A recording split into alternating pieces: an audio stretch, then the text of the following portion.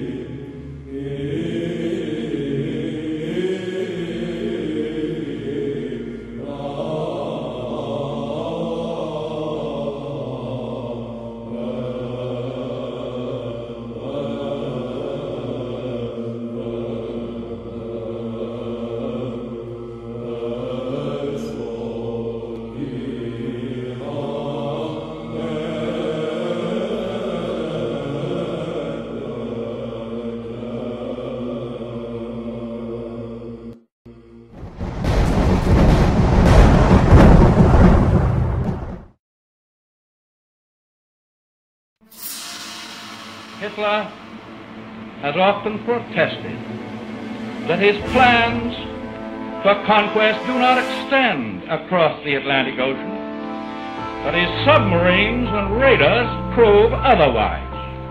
And so does the entire design of his new world order. We have before us the opportunity to forge for ourselves and for future generations a new world order. As you saw in Terrorism Part 4 of this series, there is overwhelming evidence to show that the Vatican is the source of modern-day terrorism. And as you saw previously, the link between Roman Catholicism and Islamic terrorism is a direct one down to the details of actual geographical locations, and the link is found in every category from the 9/11 mosque, financed and sponsored by the senior financial partner at News Corp, the parent company of Fox News run by Papal Knight Rupert Murdoch, to the Timothy McVeigh Oklahoma City bombings, to the Boston Marathon bombing, to even 9/11 itself. In this final video on terrorism, more incontrovertible evidence will be shown demonstrating the link between terrorism and the Vatican. And that link is hidden in plain view. All one has to do is look around and see the obvious. A primary example of this link, and the historical origins of terrorism with the Vatican, can even be found in pop culture media, on your television set, and at your local movie theater. More than 400 years ago, a great citizen wished to embed the 5th of November forever in our memory. His hope was to remind the world that fairness, justice, and freedom are more than words. They are perspectives.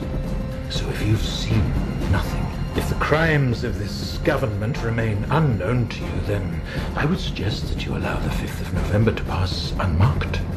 But if you see what I see, if you feel as I feel, and if you would seek as I seek, then I ask you to stand beside me 1 year from tonight, outside the gates of Parliament, and together we shall give them a 5th of November that shall never, ever be forgotten. It is you, the ghost of Christmas past.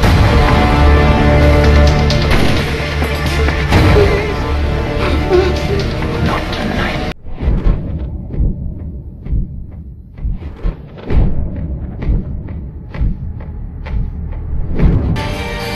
There is an idea, Mr. Creedy, and ideas are bulletproof.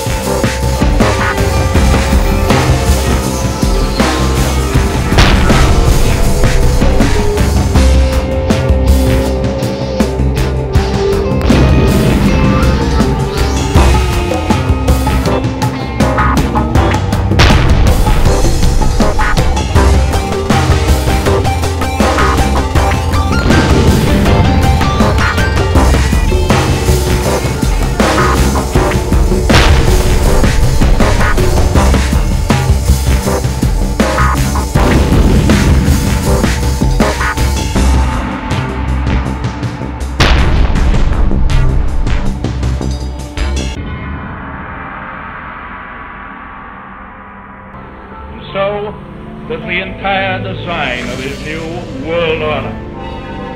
We have before us the opportunity to forge for ourselves and for future generations a new world order.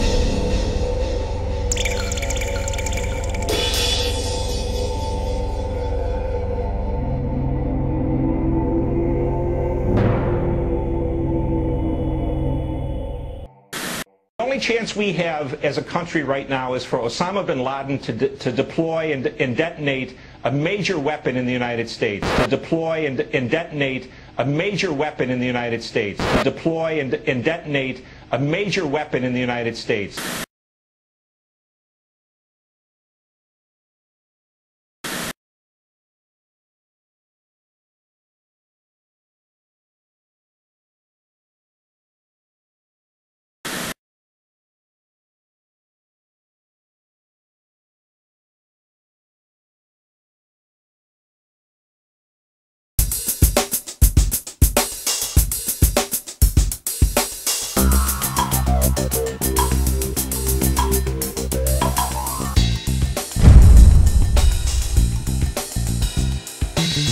Both Alex Jones and Wallet Schubert have found a very profitable way to fearmonger the public with disinformation.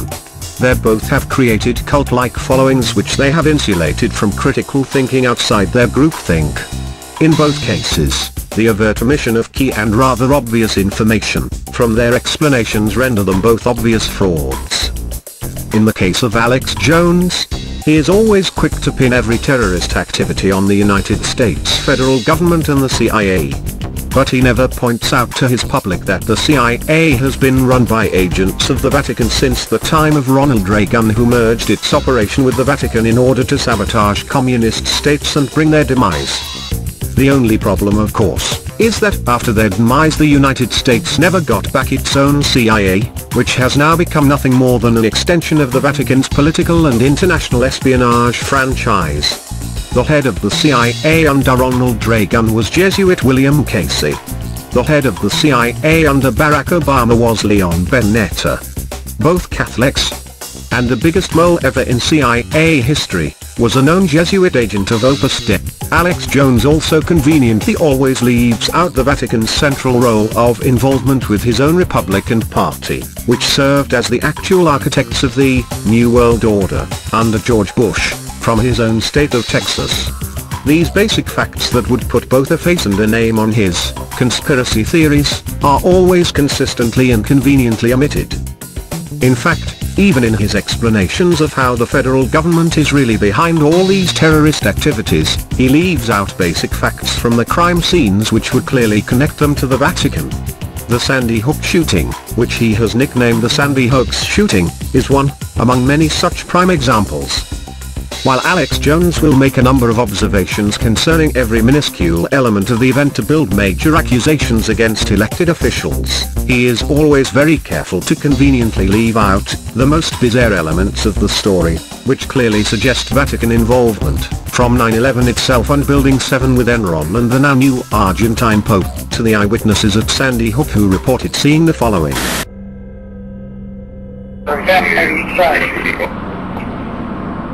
Danbury's reporting a possible vehicle, a purple van, 2 occupants with a possible ski mask that may be involved in this incident. Exit 8 heading down Stony Hill towards the center.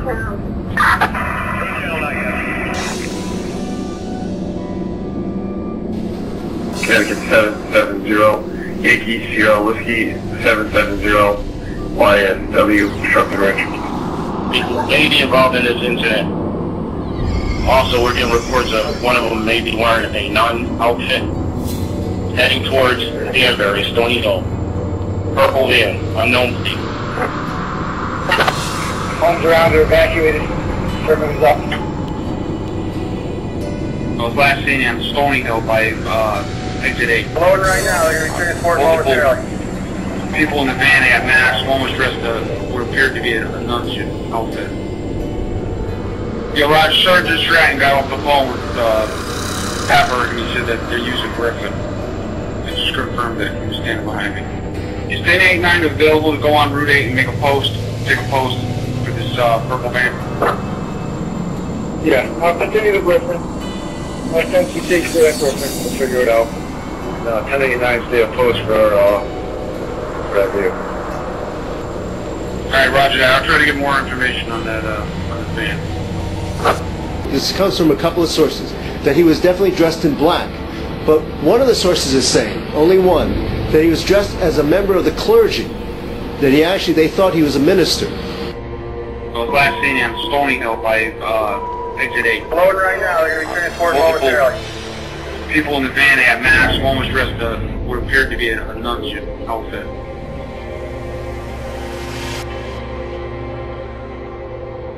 This comes from a couple of sources, that he was definitely dressed in black. But one of the sources is saying, only one, that he was dressed as a member of the clergy. That they thought he was a minister. But anyway, he was dressed in black with the body armor. He came in with a Glock semi-automatic pistol and a 6-hour semi-automatic pistol. And he also somehow got into the school the civilian version of the M16 rifle, an assault rifle.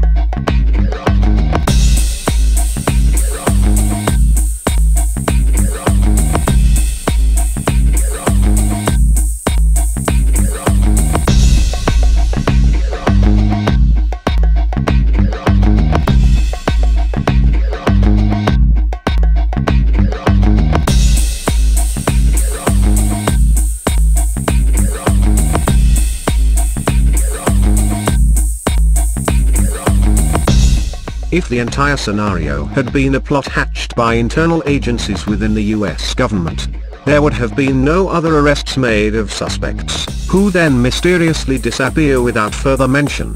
No arrest would have been made to begin with, as federal agents have the proper government documentation that prohibits local law enforcement from ever arresting them to begin with. But that is not what we see with the Sandy Hook shooting, and its development of conspiracy theories by Alex Jones to explain the observed anomalies. What we see in the Sandy Hook shooting is that there were a total of 7 initial suspects, 3 of whom escaped in a purple van and were recognizably dressed as Catholic clergy.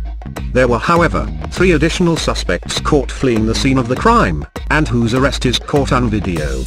The arrest of these individuals is suddenly and mysteriously blacked out of the press, their identities are not revealed, and they are released without any further prosecution almost immediately after arrest.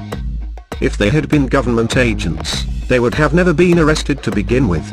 If they were secret conspirators acting on behalf of a government agency, then the clearance of their identities would have required more time. But however, if they were agents of the Vatican with diplomatic immunity, the law itself would dictate that be released upon arrest, because of their diplomatic immunity, and furthermore, both the news of their arrest and their identities would be blacked out by media as required by political protocol and the law. And which of these scenarios do we actually observe occurring with the anomalies surrounding the Sandy Hook shooting? It is in fact the scenario of diplomatic immunity, not government agency, as you see captured on this video. Reports that the teacher saw 2 shadows running past the building, past the gym, which would be rear. 2 shadows running past the building, past the gym, which would be rear. High base. You're shooting. Yeah, we got them. They're coming at me down Grant's Point. Come up the driveway on the left side. That's 6, this is it. I got a party on the, I got them calmed out. For that unit, be aware that we could have a second unit. For school, to the party in custody, 1401. We'll continue checking. 92, we got one back down.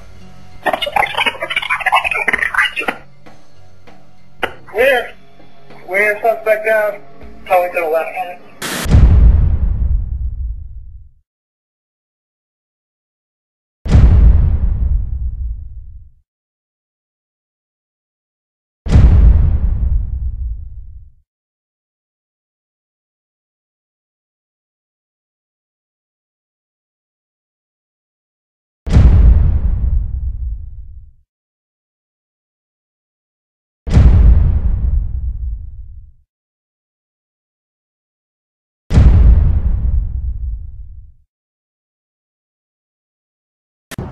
If Alex Jones was simply concocting whodunit theories, he would not possibly leave out of his conspiracy constructs involvement by the Vatican with such overwhelming evidence, and yet that is precisely what he does. And his silence is deafening. No official in America is immune from prosecution from crimes committed against its citizenship. While it might be true that officials often get away with it, it is also true there is always the risk that the political climate could change, and government officials could easily become criminals overnight. Such as was the case with Richard Nixon and Watergate. However, another very important factor never cited by Alex Jones to his audience, is that since the United States violated its constitution and recognized the religious establishment of the Vatican as a state, and granted it diplomatic status, its agents are now completely immune from prosecution under American law.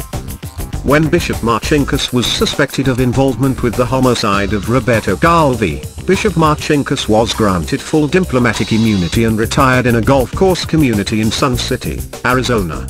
No matter what the crime, if a Roman Catholic cleric is acting as a registered agent of the Vatican, they are immune to all prosecution.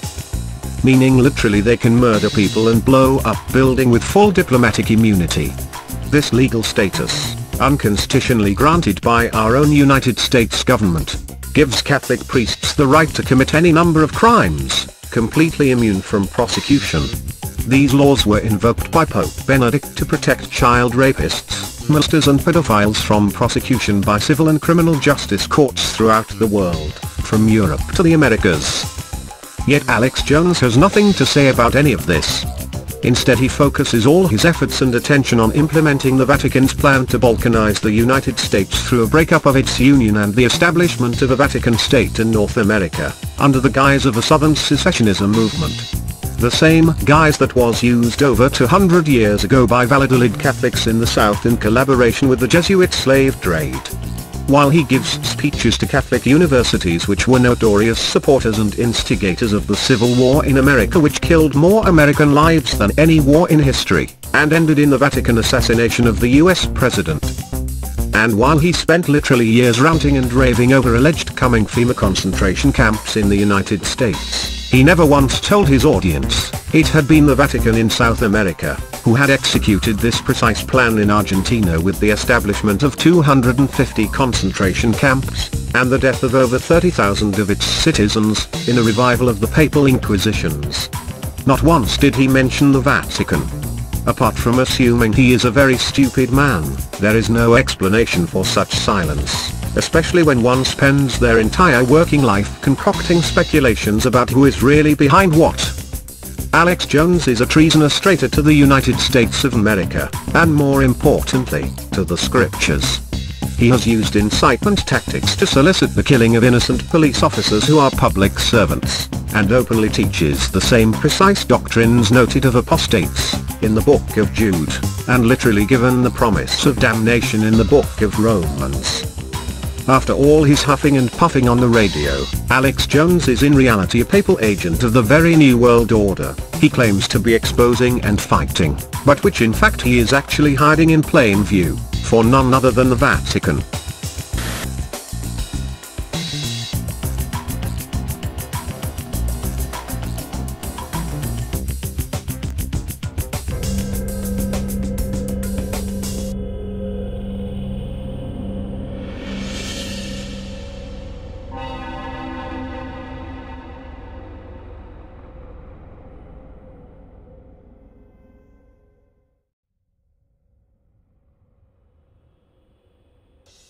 Finally, and this is the most obvious contradiction in basic logic of all, if the US government is so powerful and with such complicit control over Congress that it could shoot 20 elementary school children, just to get a gun control law passed, would it not be much easier to simply shoot the first 20 congressmen that voted against it? Of course it would. And it would certainly be possible if the US government is as Alex Jones has depicted it. But of course, it's not. The Vatican is,